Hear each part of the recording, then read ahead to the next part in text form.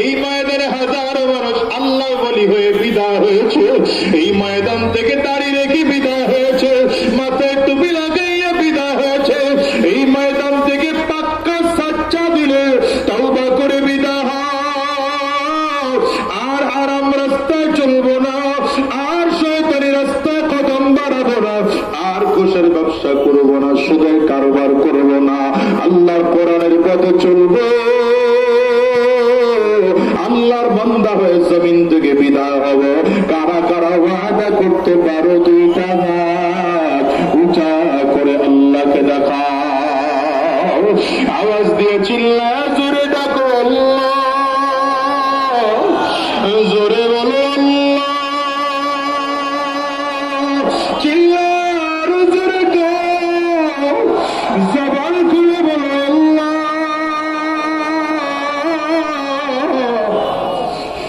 দয়ার মালিক, আমরা সবাই মিলে দুই হাত ভিক্ষুকের মতো করে বাড়াইলাম, আর হারাম রাস্তায় চলবো না, শয়তানি রাস্তায় কদম বাড়াবো না, হারাম রাস্তায় কদম বাড়াবো না। আল্লাহ তুমি কবুল করে না। লক্ষ্য করে বারবার করে তীর মারে, একটা তীর এসে আমার নবীর লোহার টুপির মধ্যে লেগে যায়, তীর এত ঘাত, লোহার টুপিটা ভেঙে লোহার টুকরা আমার নবীর মাথার খুলির মধ্যে ঢুকে যায়। রাহমাতুল লিল আলামিনের এত ভেতরে লোহার টুকরা ঢুকে গেল, আমার নবীজির রক্ত টপ টপ টপ টপ করে জমিনে পড়তে আরম্ভ করেছে। আমার নবী বেহুশ হয়ে জমিনের মধ্যে পড়ে গেলে, দাঁতে আঘাত লেগে দুটো দাঁত ভেঙে জমিনের মধ্যে পড়ে গেল। আবার নবী রাহমাতুল লিল আলামিন চেহারায় হাত রেখে বললেন, কাইফা ইউফলিহু কওমুন দাম্মা ওয়াজহা নাবিয়িল্লাহ, আরে ওই জাতি কেমন করে সফল কাম হবে যেই জাতি নবীজির চেহারা থেকে রক্ত ঝরায়। আমার মালিক ডাক দেয়, হাবিব,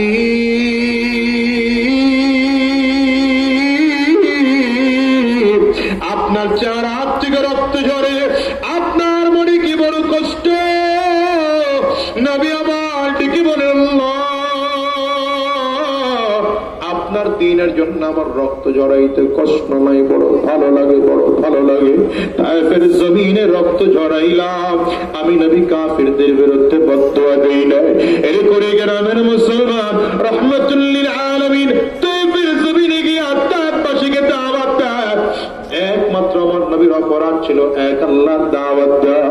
তায়েফের জমিনে গিয়ে যখন আমার নবী দাওয়াত দিতে আরম্ভ করেছে, রাহমাতুল লিল আলামিনকে তায়েফের কাফির মুশরিকগুলো পাথরগুলো এত জোরে জোরে জোরে মেরেছে, যায়েদ ইবনে হারেসা বলেন, নবীজির চামড়া ছিদ্র হইয়া গোশতের মধ্যে পাথরগুলো ঢুকে যায়, নবীজির রক্তগুলো টপ টপ করে করে জমিনের মধ্যে পড়ে। ছোট ছোট বাচ্চাদের হাতে রাবারের গুলিগুলো দিয়া বলে, মুহাম্মদের গায়ে মার। আধা কিলোমিটার লম্বা জায়গা আমার নবী হেঁটেছেন, আর কাফিররা শুধুমাত্র পাথর রয়েছে। রাবারের গুলিগুলো দিয়ে তো জোরে জোরে পাথরগুলো মেরেছে, নবীজির চামড়া ছিদ্র হইয়া গোশতের মধ্যে পাথরের টুকরা ঢুকে গিয়েছে। আমার নবীজি বেহুশ হয়ে জমিনের মধ্যে পড়ে গেলেন। হুশ ফিরে আসলে পরে কাফিররা আবারও মারতে আরম্ভ করেছে। নবীজি দ্বিতীয়বারের মতো আবার বেহুশ হয়ে জমিনে পড়ে গেলে, আবার নবীজির হুশ ফিরে আসলে কাফিররা আবার মারতে আরম্ভ করেছে। এইবার মেরে মেরে নবীকে তৃতীয়বারের মতো বেহুশ। ফেরেশতারা আমার মালিকের সামনে দাঁড়ায় ডাক দেয়, ওগো মালিক, তোমার নবীর জন্য কি মায়া হয় না? তোমার নবীর জন্য কি মোটেও দেওয়া হয় না? তোমার নবীর দিকে দেখো,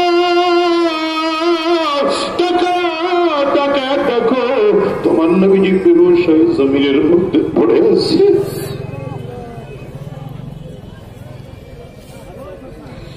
তোমার নবীর ঘরে মা নাই, তোমার নবীর ঘরে বাবা নাই।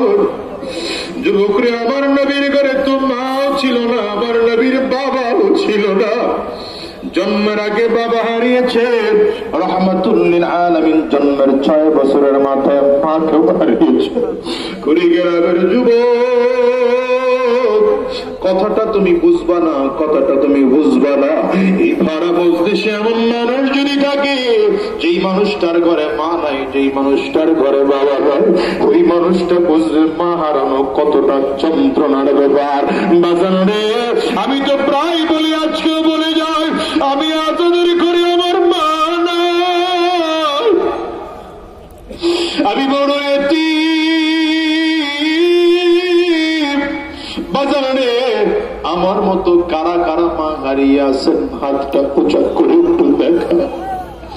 কাদের ঘরে বাবা নাই, আপনারাও হাত উঁচা করে একটু দেখান, হাতগুলো একটু তুলে রাখেন। আমার যুবক গুলো তাকিয়ে তাকিয়ে দেখুক মাহারা মানুষের চোখের পানি।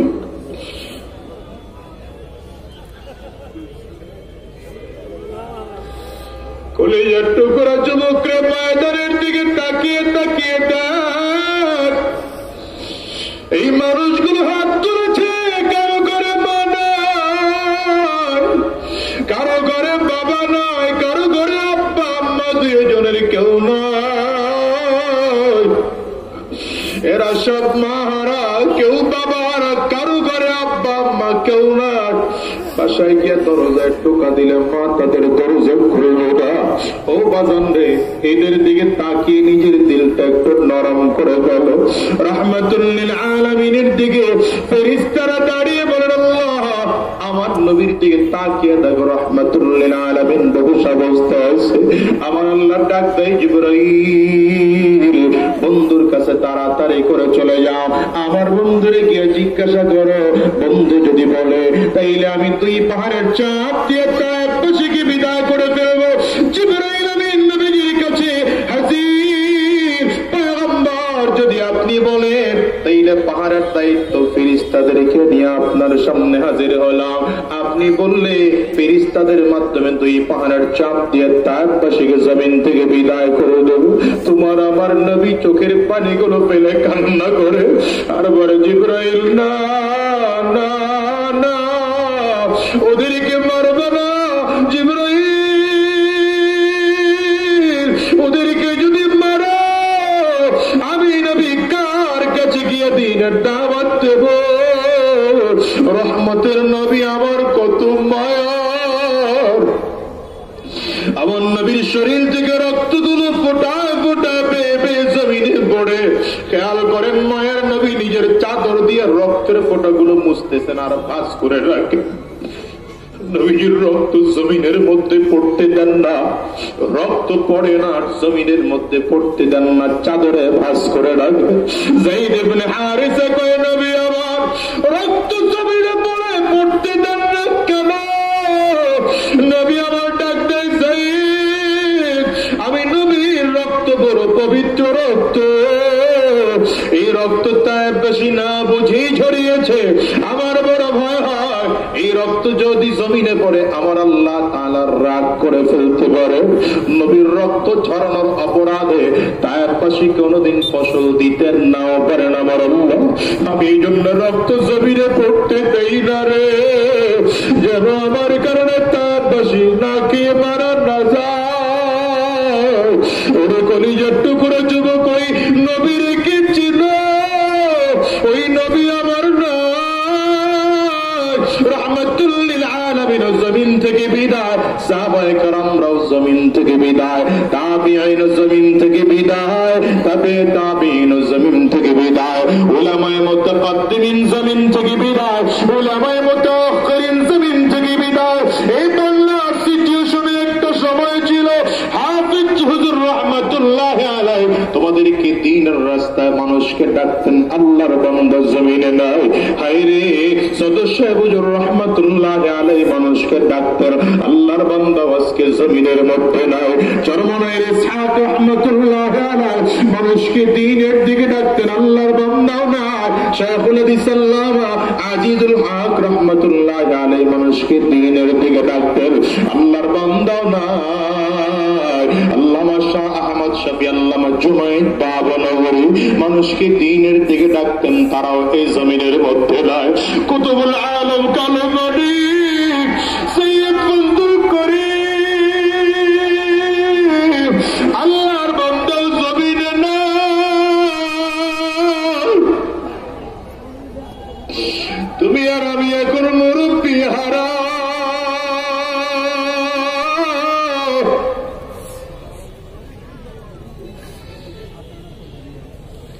আল্লাহর এই বড় বড় বান্দারা জমিন থেকে বিদায়। এই যুগের যে ওলামায়ে কেরাম আছে, আমি তো মাঝে মাঝে বলি এই চেয়ারগুলোতে আসলে আমরা বসার যোগ্যতা রাখি না। এই চেয়ারগুলোতে কেন বসলাম? কাব্বারানি মাউতুল কুবারা, বড়রা জমিন থেকে বিদায় হয়েছে, তাই আমরা অযোগ্যরা এসে চেয়ার দখল করে বসছি। এই চেয়ারগুলোতে তো আসলে আমরা বসার যোগ্যতা রাখি না। অনুরোধ করে গেলাম রে ভাই, এই যুগের ওলামায়ে কেরাম আছে, আল্লামা মুফতি সৈয়দ ফয়জুল করিম আছেন, শায়েখ চরমনার, আল্লাহ এই যুগের মধ্যেও আল্লাহর কিছু মনোনীত বান্দারা আছেন, পীর সাহেব চরমনার, আল্লামা মামুনুল হক। হায়রে ওলামায়ে কেরাম এখনো তোমাদেরকে দ্বীনের পথে ডাকে, কোরআনের পথে ডাকে, জান্নাতের পথে ডাকে। যুবকরা জাহান্নামের দিকে কদম বাড়াও না, জাহান্নামের দিকে কদম বাড়াইও না, ওই কবরের আযাবের দিকে কদম বাড়াইও না। জাহান্নামের আযাব বড় কঠিন, কবরের আযাব বড় ভয়ঙ্কর। তোমার আমার দিকে কবর বারবার বারবার করে ডেকে ডেকে বলে, আনা বাইতুল যুলমা, আনা বাইতুল ওয়াহদা, আনা বাইতুত তুরাব। কবর বলে আমি বড় অন্ধকার ঘর, আমি বড় মাটির ঘর, আমি বড় পোকামাকড়ের ঘর, আমার কাছে সাথী নাই বাতি নাই, দুনিয়ার কোনো কিছু নাই, আমি শুধু চিনি ভালো আমল করে যদি আসতে পারো ভালো আচরণ করবো। কবর বলে যদি ভালো আমল করে আসতে না পারো, এর কবর পড়ার পর আমি কবর দুই দিকের মাটিগুলো একত্রিত হইয়া গুনাহগারের লাশটাকে এত জোরে চাপ মারব,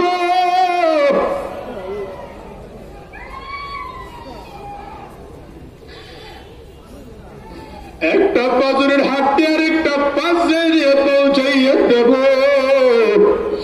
বাজানরা তোমার আমার মরণ কেমন হয় জানা নাই, হিসাব করে কি দেখো না কত মানুষের মরণ কাবার চত্বরে হয়, কত মানুষের মরণ নবীজির রওজা জিয়ারত করা অবস্থায় হয়, কত মানুষের মরণ তো কাবা তাওয়াফ করা অবস্থায় হয়, কত মানুষের মরণ মক্কা মদিনায় হয়, কত মানুষের মরণ নামাজের সাজদা অবস্থায় হয়, কত মানুষের মরণ কোরআনুল কারীম তিলাওয়াত করা অবস্থায় হয়, আবার কত মানুষের মরণ কত দামি জায়গায়, হায়রে কত কপাল পোড়ার মরণ নদীর বাড়ির মধ্যে হয়, জুয়ার বাড়ির মধ্যে হয়, আড্ডার মধ্যে হয়, ডাকাতি করতে গিয়ে মরণ হয়। আবার কবরের দিকে তাকায় দেখো কত কবরের মধ্যে আগুন দেখা যায়, কত কবরের মধ্যে ধোঁয়া দেখা যায়, কত কবরের মধ্যে আবার লাশ তাজা পাওয়া যায়। এই তোমাদের পাশে শোয়া আছে খুব মুর্শিদ,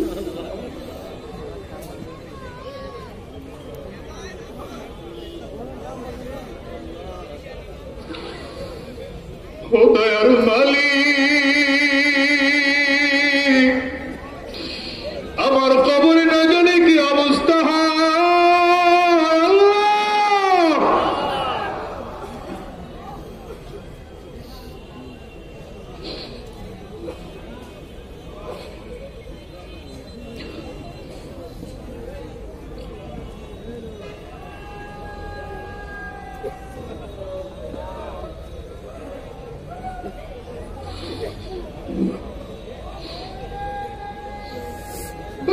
তুমিও তো জমিন থেকে বিদায় হয়ে যাইবে, আমিও জমিন থেকে বিদায় হয়ে যাব।